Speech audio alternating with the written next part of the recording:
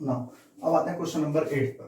तो F X is equal to function में defined है mod X upon X when X does not equal to 0 and 0 when X equal to 0 है ना। Direct at the point value तो 0 दे ही रखी है, लेकिन डज नॉट इक्वल टू 0 का meaning क्या हुआ भाई? अगर मैं ये देखूं है ना, बात 0 की चल रही है, तो डज नॉट इक्वल टू 0 का मीनिंग क्या हुआ? या तो लेफ्ट पे जाओगे या राइट पे, है ना। When X does not equal to 0 तो उस केस में टू पॉसिबिलिटीज आर देयर, या तो लेफ्ट पर चेक करो या राइट पर, है ना। तो दोनों केस पर ऊपर वाला फंक्शन लगेगा, लेफ्ट और राइट पर।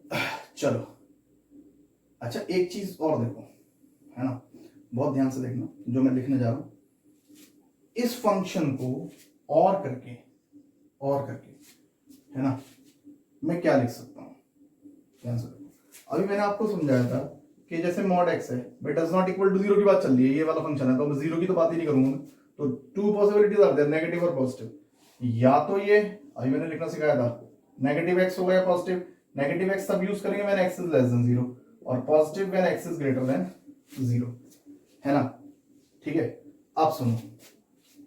तो ये जो मेरे को दे रखा है मॉड एक्स अपॉन एक्स, अगर मैं इसमें पहले वाले केस की बात करूं एक्स इज लेस देन 0, तो मॉड एक्स को रिप्लेस करके क्या लिखेंगे? Minus x. अभी मैंने तरीका बताया था इससे पहले क्वेश्चन में।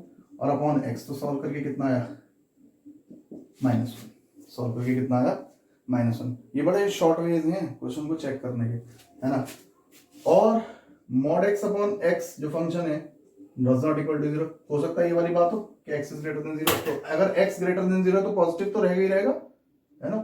तो मॉड एक्स की जगह सिर्फ अगर मैं एक्स लिख दूं पॉजिटिव के लिए तो ये यूज होगा, तो ये कैंसिल होकर कितना आ गया? 1, है ना।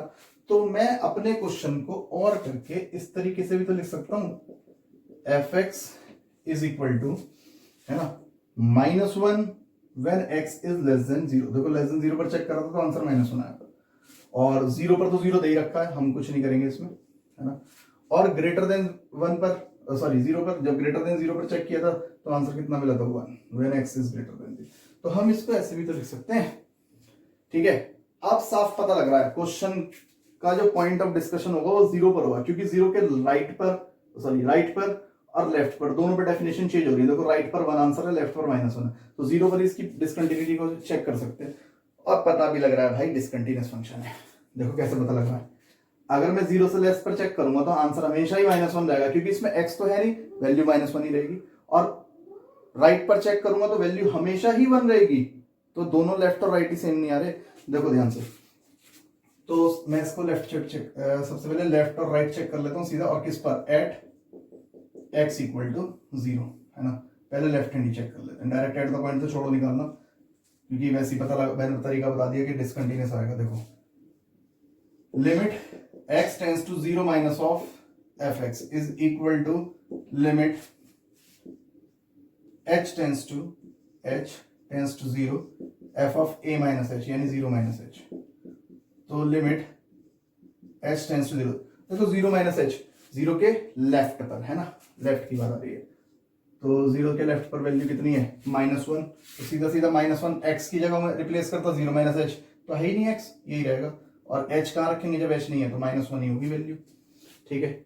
अब right hand limit r h l, limit x tends to 0 plus of F X, it means limit h tends to 0 f of a plus h, यानी 0 प्लस h, यानी limit h tends to 0। 0 plus h का मतलब तो h हो गया, तो function में h replace करना है राइट पे। तो राइट पर क्या है फंक्शन? 1। अब इसमें h कहां रखोगे? x तो है ही नहीं, x नहीं है तो x को ही तो रिप्लेस करते हैं, इससे तो है ही नहीं, तो यही रहेगा 1। और h की जगह 0 पुट करना है तो h कहीं नहीं है, answer 1।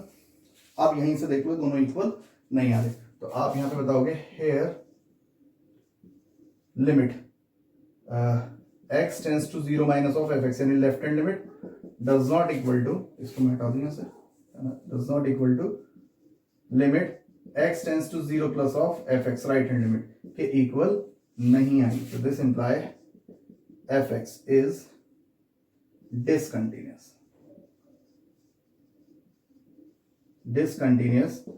Eight x equal to 0, ठीक है। आया प्रोसीजर। तो मॉड ब्रेक करना कोई बड़ी बात नहीं, क्वेश्चन को चेंज करके हम लिख सकते हैं। हालांकि मैं डायरेक्ट आंसर भी कर सकता था इसको सॉल्व, कोई दिक्कत नहीं थी, बट आप लोग सीखो इन चीजों को, क्योंकि आगे डिफरेंशिएबिलिटी आएगी, मैं कई जगह यूज कर सकता हूँ इनको बीच बीच में।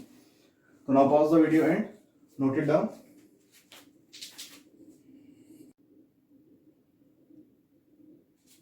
Now we start question number 14। देखो 8 के बाद के जितने भी क्वेश्चन बीच में आए हैं स्किप करें हमने, क्यों? क्योंकि वो सेम पैटर्न क्वेश्चन है, आप लोग खुद उसको ट्राई करें, इजीली सॉल्व हो जाएंगे। सेम पैटर्न को फॉलो करते रहो, इजीली क्वेश्चन सॉल्व हो जाएंगे। अब इसके बाद हमने लिया क्वेश्चन नंबर 14। 14 से पहले जो क्वेश्चन नंबर 13 है वो इंट्रोडक्शन वीडियो में मैंने एक एग्जांपल की हेल्प जो ली थी समझाने के लिए, वो क्वेश्चन नंबर 13 ली थी, उसमें लिखा भी था मैंने एनसीईआरटी एक्सरसाइज क्वेश्चन नंबर 13 से मैंने आपको एक्सप्लेन किया था, तो ऑलरेडी वहां पे सॉल्व है वो। ठीक है, मैनर वही है, उसको भी सॉल्व करने का कोई नया मैनर नहीं था, वो सिर्फ एक हमने क्राइटेरिया लिया था कि अप्लाई कैसे करना है। देखो क्वेश्चन नंबर 14 क्वेश्चन से पहले स्टेटमेंट है discuss the continuity of the function F defined by this, है ना। तो 14, 15, 16 सिमिलर मैनर के क्वेश्चन है। 14 मैं करा रहा हूं, देन 15, 16 आप सिमिलर मैनर से इसको सॉल्व करेंगे। देखो अब क्वेश्चन हमारे पास है F X is equal to function है 3, 4, 5। 3 तब है जब x की वैल्यू 0 और 1 के बीच में और 0 और 1 पर भी लाई करे। x की वैल्यू बिटवीन 1 और 3 तो 4 है, और फंक्शन की वैल्यू x की वैल्यू जब -3 और +10 को इंक्लूड करते हुए उनके बीच में भी हो तो 5 रहेगी हमेशा, ये कहता है। अब देखो हमें बात आती है फंक्शन चेक कहां करना है, पॉइंट तो स्पेसिफाई नहीं कर रखा, और इक्वल टू के साइन देखो कितनी जगह आ रहे हैं, 0 पर भी इक्वल है, दिमाग में आती है भी 0 पर चेक करना है, 1 पर भी इक्वल है कि 1 पर भी होगा, 3 पर भी इक्वल है, 3 पर भी, और 10 पर भी इक्वल है ना। ऐसा नहीं है भाई 4 पॉइंट आ रहे हैं, चारों पर चेक करोगे। मैंने आपको बताया था फंक्शन की डेफिनेशन जहां पे ब्रेक हो रही है, यानी लेफ्ट पर कुछ और राइट पर कुछ और हो रही है, उन पॉइंट पर फंक्शन का कंटिन्यूटी या डिसकंटिन्यूटी जो भी आप कर रहे हैं वो चेक की जा सकती है। ठीक है, अब देखो भाई जैसे मैं 0 की बात करूं, 0 से बड़ा कह रहा है तो 0 के बड़ा राइट हो गया, लेकिन 0 के लेफ्ट की तो कोई बात नहीं है, तो 0 पर हम चेक नहीं करेंगे। अब 1 पर देखते हैं, 1 के लेस, 1 से लेस पर देखो x इज लेस देन 1 यानी लेफ्ट पर ये रहा, x 1 से बड़ा राइट पर भी है तो एक तो 1 पर चेक होगा। 3 की बात करते हैं, 3 से लेस यानी लेफ्ट पर है, और 3 से ग्रेटर x तो राइट पर भी है तो 3 पर भी चेक होगा। अब 10 की बात करते हैं, 10 से less, x is less then 10 यानी लेफ्ट पर तो है कि 5 यूज होगा, लेकिन 10 से बड़े के लिए कोई फंक्शन नहीं है, तो सिर्फ 2 जगह कंटिन्यूटी इसकी चेक होगी, 3 पर और 1 पर। तो मैं 1 पर करके दिखाता हूँ, 3 पर आप सिमिलर मैनर में कर सकते हो इसको। देखो हालांकि मैं डायरेक्ट देखकर बता दूं ये क्वेश्चन 1 पर कंटिन्यूअस नहीं है, 3 पर भी कंटिन्यूअस नहीं है, क्योंकि देखो 1 के लेफ्ट पर ऑलवेज आंसर 3 रहेगा और 1 के राइट पर ऑलवेज आंसर 4 रहेगा, तो लेफ्ट हैंड और राइट हैंड इक्वल नहीं आ रही। सेम 3 पर चेक कर लो, 3 के लेफ्ट पर आंसर 4 रहेगा, 3 से राइट पर आंसर 5 रहेगा, तो फंक्शन तो डिसकंटिन्यूअस है। 1 पर मैं कर रहा हूँ, 3 पर आप करिए।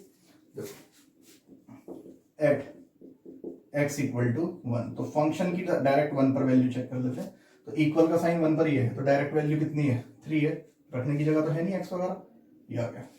अब left hand limit LHL limit x tends to 1 पर चेक कर रहे हैं ना, 1 minus of fx is equal to limit h tends to 0 f of a minus h यानी 1 माइनस h, यानी limit h tends to 0 1 minus h यानी 1 के left पर, तो 1 के लेफ्ट पर वैल्यू कितनी रखी है 3, x कुछ है ही नहीं तो कहां रिप्लेस करोगे, तो h 0 रखने की नीड नहीं है क्योंकि h है ही नहीं, तो कितनी होगी वैल्यू 3। अब right hand limit RHL not RHS, limit x tends to 1 plus of fx is equal to limit h tends to 0 f of 1 plus h, 1 पर चेक कर रहे हैं, 1 प्लस h यानी राइट साइड पे आ गए, और 1 के राइट पे ग्रेटर देन जब है तो 5 है, तो ये हो गया लिमिट h टेंड्स टू 0 और 5, x है ही नहीं इसमें तो रिप्लेस हो ही नहीं सकता, और h रखने की वैल्यू भी नहीं है 5, तो यहीं से आ गया, लेफ्ट हैंड और राइट हैंड का आंसर सेम नहीं आ रहे, तो यहां पर हेयर लेफ्ट हैंड लिमिट यानी limit x tends to 1 minus of fx does not equal to right hand limit यानी limit x tends to 1 plus of fx, ये इक्वल नहीं आ रहे, तो this imply fx is discontinuous at x equal to 1। Same manner में आप 3 पर check कर सकते हो, 3 माइनस h करोगे यानी 3 के लेफ्ट पे आंसर 4 हो जाएगा, 3 प्लस h करोगे आंसर 5 हो जाएगा, फिर डिसकंटिन्यूअस हो गया। ठीक है, तो डायरेक्टली इस तरीके से पता लग जाता है हमें। तो 15, 16 क्वेश्चन भी सेम मैनर से होंगे, तो now pause the video and note it down.